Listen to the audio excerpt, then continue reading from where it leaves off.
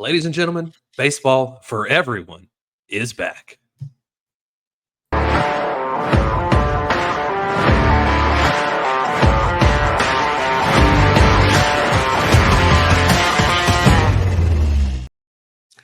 Yes, welcome into First Pitch, your daily source of news, notes, and updates for all things Major League Baseball. I am your host, Troy Brock. You can find me on X at Troy B Baseball. He is Lindsay Crosby. You can find him on the X machine at Crosby Baseball. And Lindsay, we've got a lot to talk about. It is opening day. Happy opening day, sir. This should be a national holiday, dude. I'm very, very hyped that we have baseball today. I'm very annoyed it doesn't start till 3 p.m. Eastern. Like, what are we doing? Why is there not a 12:05 game? And you just do this all day. What is going on here? Yeah, I completely agree with you. And I feel like that has been the case over the past few years that they've had games earlier in the day than they have today. The first game on Friday, 4:10 p.m. Eastern. What are we doing? This is your March Madness. Let me take 2 days off of work and just watch baseball all day. What are we doing? Yeah, I saw some crazy article. I don't know if it's real or not, but I would get a vasectomy just so I could stay home all weekend and watch baseball for opening weekend. The most common times of the year for that, when I had mine done, the doctor told me, were the week of the Masters and March Madness. Those are the two most common times. This would be the third. If you did that, if you did Thursday and Friday, all day games, you start at noon and you go all day. Let's go. Come on. Yeah, exactly. And we've got a lot of games to talk about. We're going to talk about our favorite matchups of the day. We're going to talk about our least favorite matchups of the day. We're going to talk about a Jim Bowden article where he gave 25 predictions, good or bad. You be the judge, but we're going to discuss some of those predictions for the 2025 season. And we have a major announcement at the end of the episode we think that all of you will love. Who knows? So stay tuned for that. But if you are watching on YouTube, drop a like, hit that subscribe button, turn on the notification icon. We are trying to reach 500 subscribers. We're getting closer and closer every day, and we appreciate each and every one of you. So help us reach that 500 mark. If you're listening on audio, hit that follow button and leave us a 5-star rating and maybe some words of affirmation. We haven't asked for those in quite a while, but we do still love words of affirmation here at First Pitch. Send your friends to firstpitchpodcast.com. They can get every single episode of the show. Absolutely, because I forget that website is right down there below the thing. But we're going to jump into this Jim Bowden article first before we talk about our favorite and least favorite matchups of the day and any other interesting games that may be happening on opening day. And Lindsay, this article, you sent it to me yesterday, and you said you wanted to talk about it today because there's some good in here, there's some bad in here, and there's some in between in here. But out of these 25 predictions, let's start with, we'll save our most optimistic for Bowden for last. So which one do you hate the most? I think, well, from a Braves fan perspective, the one that I hate is Kyle Tucker signing for 14 years and $600 million with the Phillies. Take Nick Castellanos out of right field, stick Kyle Tucker in there for the next decade and a half. No, one of these in here is incredibly specific, and it's a point that I'm frustrated by. I don't like that this is considered a thing. Number 3, Mariners pitchers Logan Gilbert, Colin Snyder, and Andre Munoz combine to throw the season's first no-hitter in Gilbert's third start of the year. Combined no-hitters should not be considered no-hitters. Ooh. We started with the hot takes early. It's great that you had multiple pitchers who were fresh go in there and throw and not allow anybody to get a hit. Part of what makes a no-hitter so tough to do is that you might be a starting pitcher who's at 112 pitches in the 9th with dudes you faced 2 times already, and you're trying to get these guys out a third time without allowing a hit. That's part of what makes a no-hitter special. I mean, it doesn't happen a ton, but it feels like, could you get a starter to go 6 and then grab 3 of your best relievers and throw them in a blowout just to lock down a no-hitter? You could. It should not count as a no-hitter unless it is one pitcher for 9 innings. I would accept a combined no-hitter if the starter goes 9, but it's a 0-0 tie and it goes to extras. I would accept a combined no-hitter in that situation. To me, the starter going 9 should matter. It's like a perfect game, right? Like the starter needs to go 9 with no base runners allowed. No. Yeah, I kind of see your point there. I do like that take. That is one of those takes that got you standing in the crowd like that man on the meme. But you're not alone. I'll stand with you on that one. I do like that take. I agree, and Thank you. that one is very specific in his third start of the season. Yeah, and naming the relievers that they're going to use too. Right. Like apparently Jim Bowden got the script for this season before anyone else From did. MLB. So yeah, mine is another pretty specific one that I don't really like. It's number 20. Bo Bichette signs a 5-year, $147 million deal to play third base for the New York Yankees. And I understand why, if Bo Bichette signed with the New York Yankees, he would play somewhere other than shortstop because, Anthony Volpe is pretty good defensively. He's not great offensively, but he's a solid defensive shortstop. However, third base would still not be the case, or would not, at least not be the best course of action, because Jazz Chisholm Jr. is a very good third baseman defensively for somebody who has never played the position before until last year. And he did phenomenally for the New York Yankees in the time that he served at third base. And you know what other position the New York Yankees could use? A second baseman. Bo Bichette last year had 37th percentile arm strength. That's the profile of a dude you want to stick at third base for the next, what was that? He said 6 years, something like that, 5 years. Yep. Plus, let's be honest, he's going to get more than 5 years. When's the last time a shortstop in his 20s hit free agency and only got 5 years? Yeah.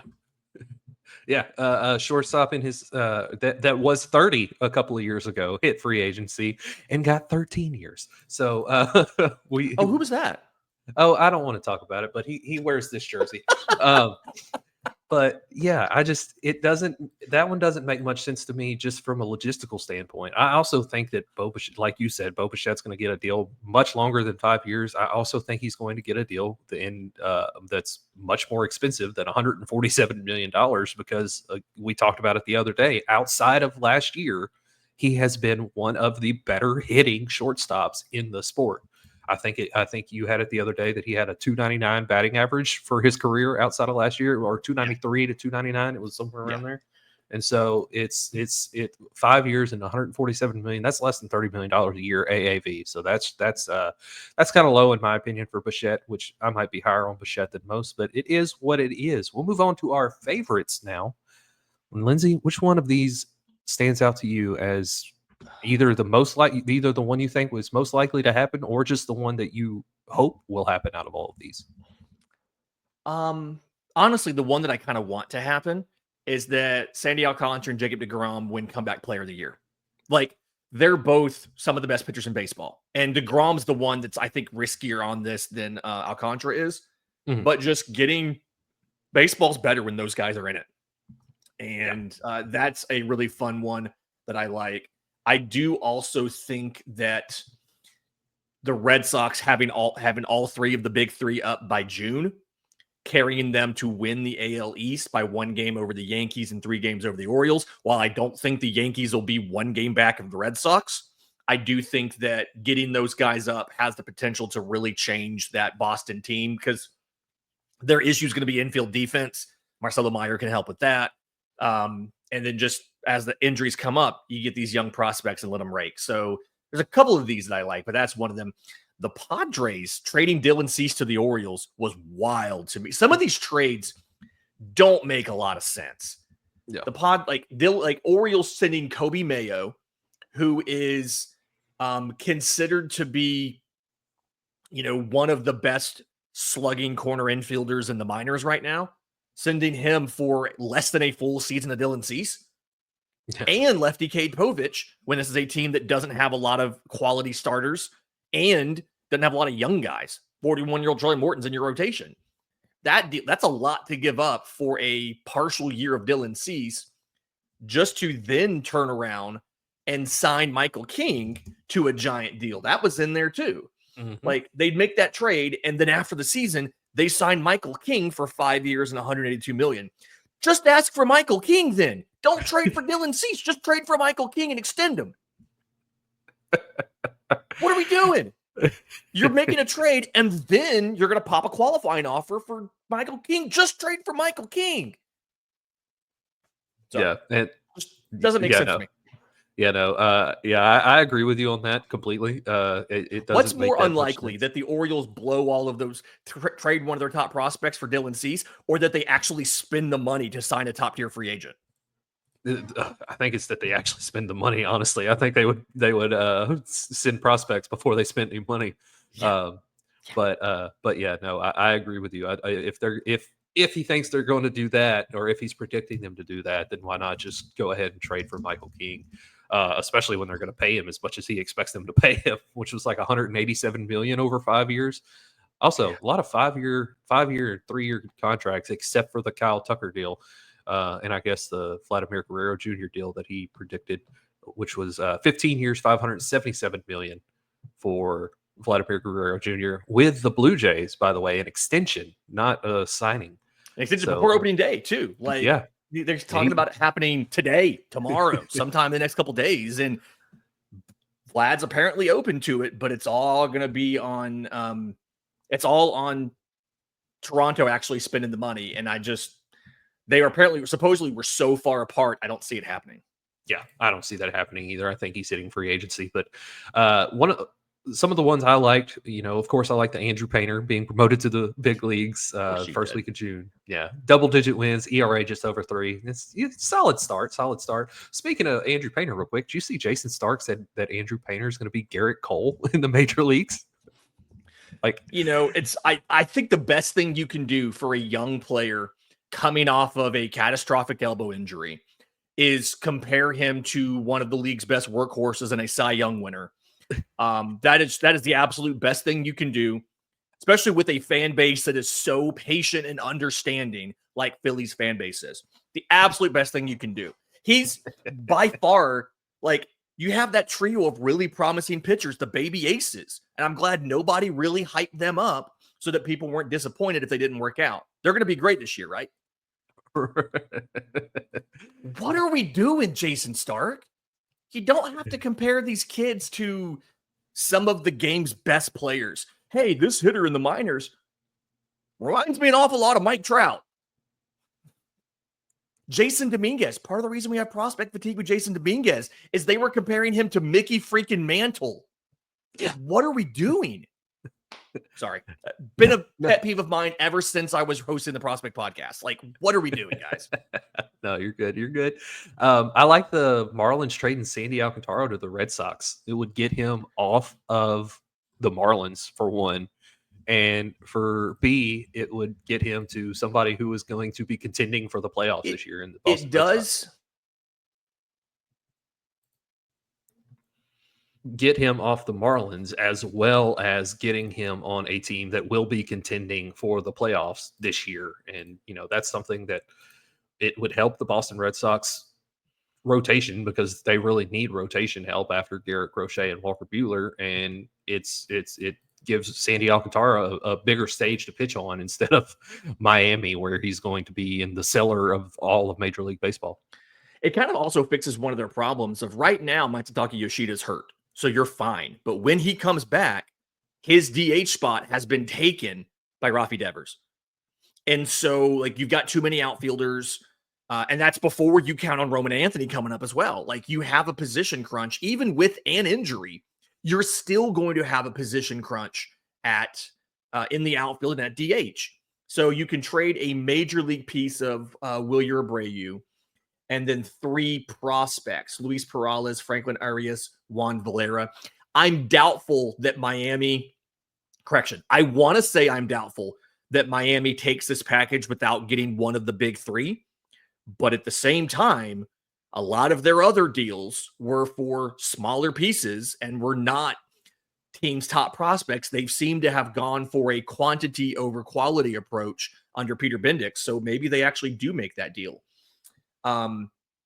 Speaking of trades, Royce Lewis to the Yankees for Henry LaLanne, Cam Schlitter, and Oswald Peraza. Oswald Peraza is a failed prospect.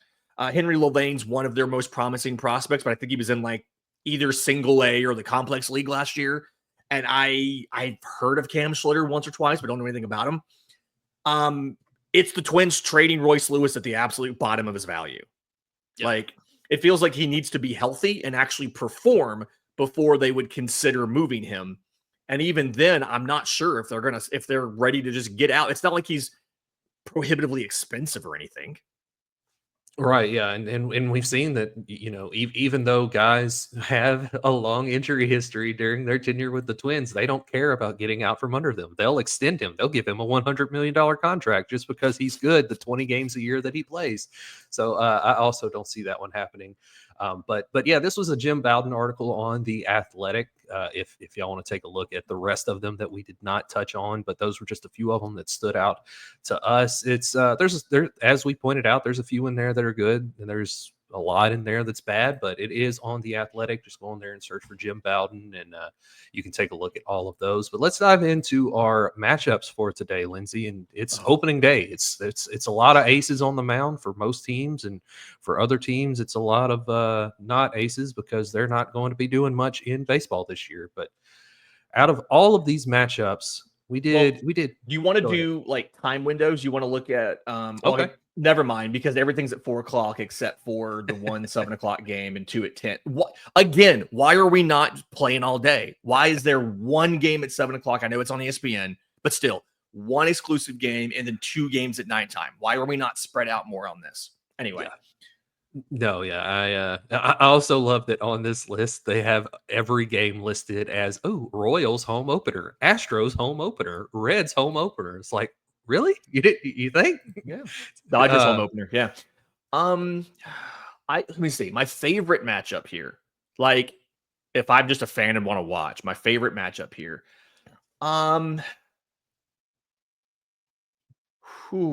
That's tough. No, it's not. Skeens versus Alcantara. Give me Pirates versus Marlins. It's the only reason you have to watch either of these teams, and they're playing each other.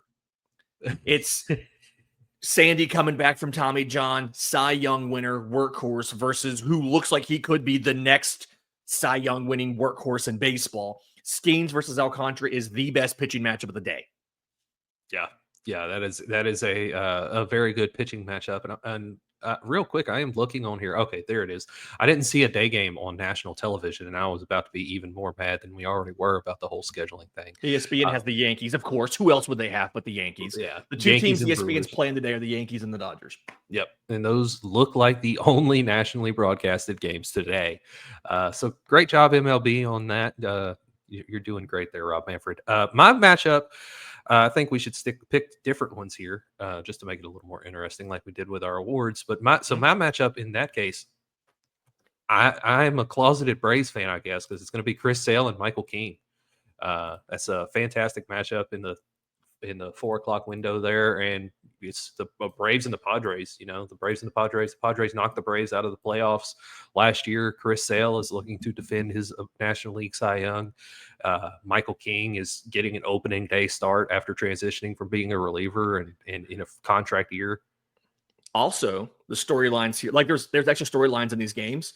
Storyline 1, Jerks and Profar coming back to San Diego, left them in free agency. You just hit mute. You went on mute as you said that. And then Michael King, when he made that playoff start against Atlanta, 7 scoreless innings, 5 hits, no walks, 12 strikeouts. Can Atlanta figure out Michael King? Because they sure as hell didn't do it in the postseason. So, like, there's some really interesting and like, obviously, they didn't have Austin Riley.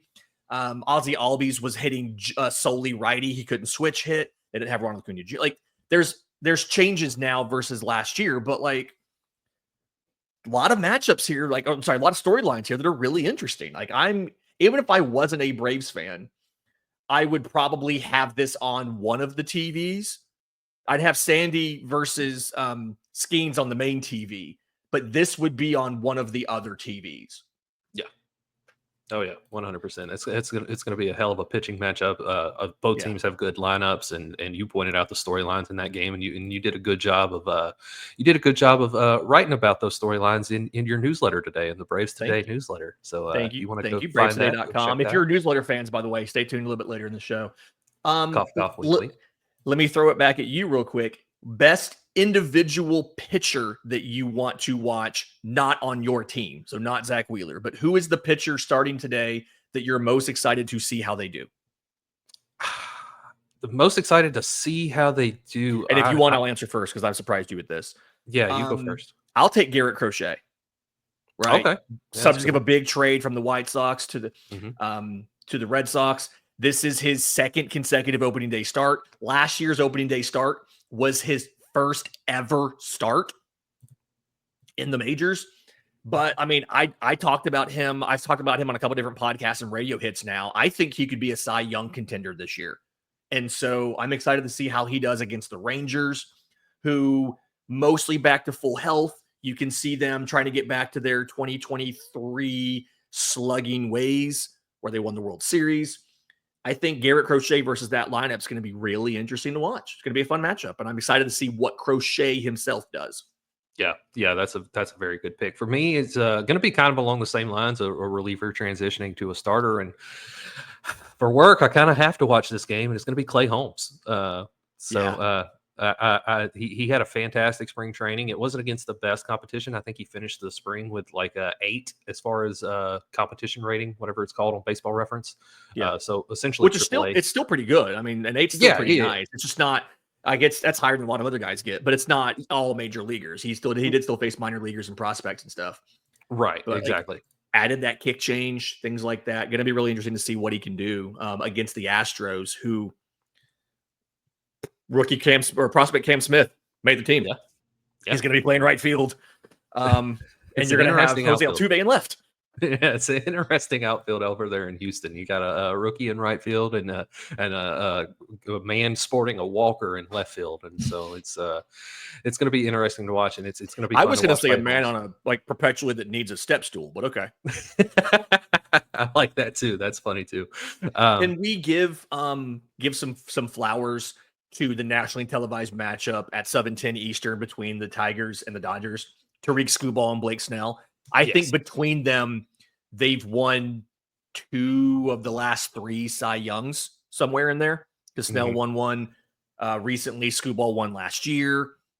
I don't think the Tigers lineup is that fantastic, but I'm just excited for the pitching matchup. How does Skubal handle the Dodgers lineup?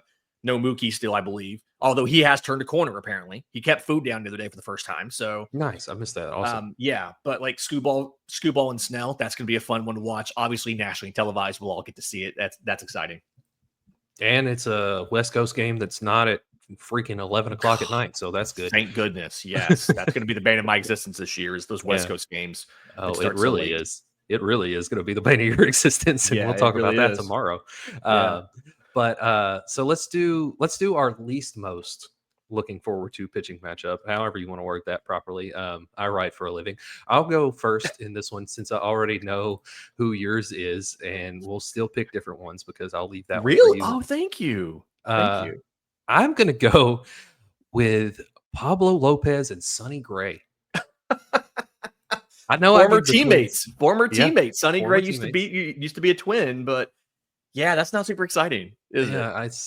I give the Twins a lot of hate. I really don't hate the Twins. I really have nothing against the Twins. It's just I'm not as high on this team as a lot of other people. Very exciting team. Yeah, it's not. It's there's a lot of people that get hurt a lot. The pitching's decent. Pablo Lopez is their best pitcher, and I mean, how good is your pitching going to be when you say Pablo Lopez is your best pitcher?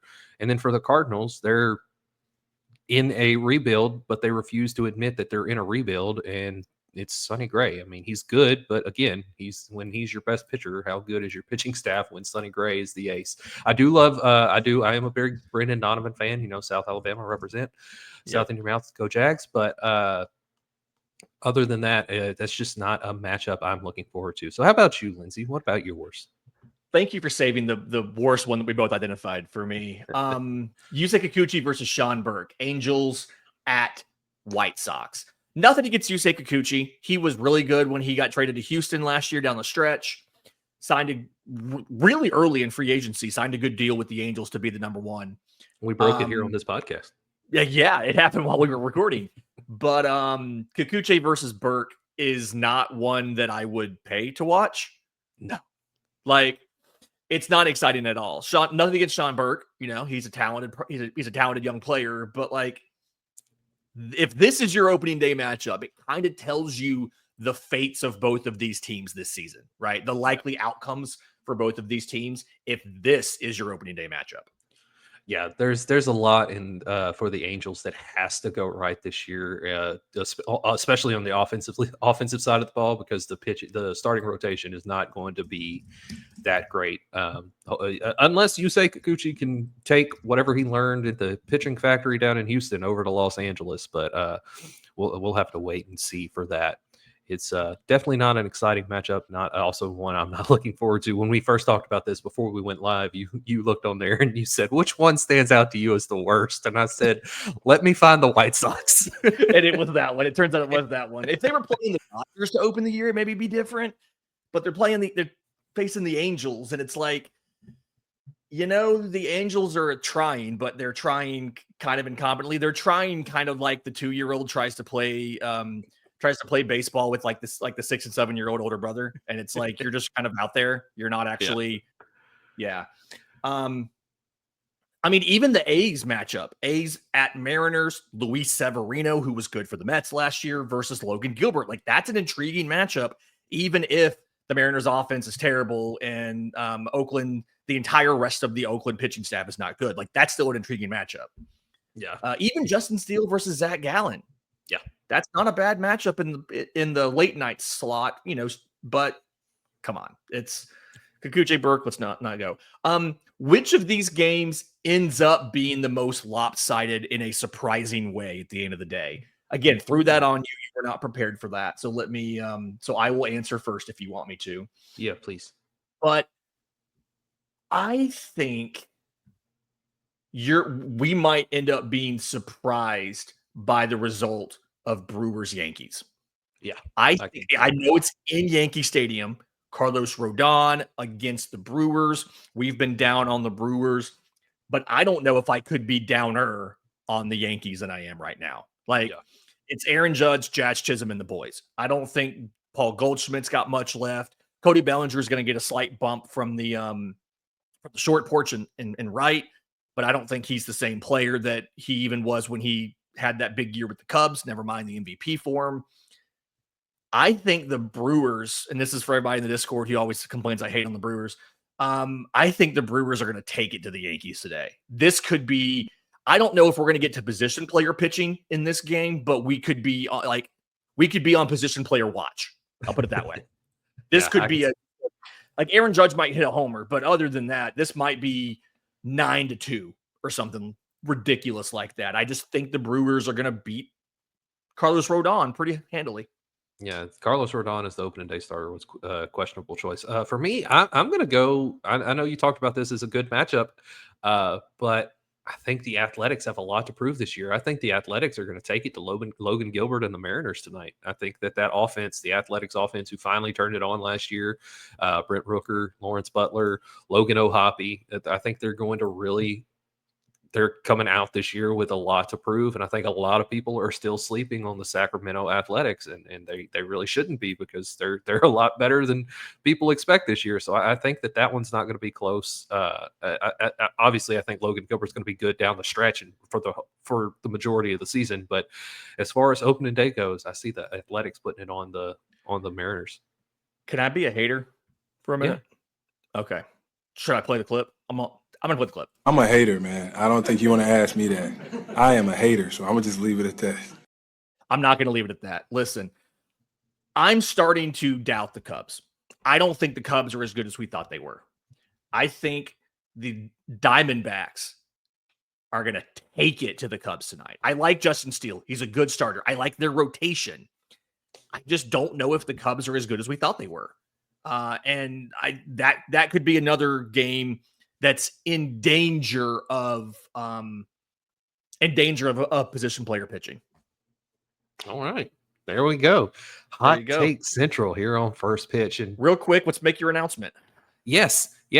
So First Pitch, we are branching out to bring you more and more content all of the time. We want to be your everywhere source for baseball content. We now have a newsletter through Substack. So if you want, go to firstpitchnewsletter.substack.com. I will put the link in the description for audio and YouTube, and find our Substack or find our newsletter there. Subscribe to it. It's going to be daily. So even on the weekends, I'll be putting out a newsletter to kind of fill in those gaps, because as the season is now back, we're going to be progressing more to recaps and previews, and we'll do major news, of course, and we have other announcements coming. But we want to bring you more and more content and be your everywhere source, and so we now have a newsletter. So go find that, firstpitchnewsletter.substack.com. The first issue went out this morning, and if you're watching on, thank you, Lindsay. If you're watching on YouTube, hit that subscribe button, turn on that notification icon. We're trying to get 500 subs, so help us get there. Go to firstpitchpodcast.com. That website's right down there at the bottom.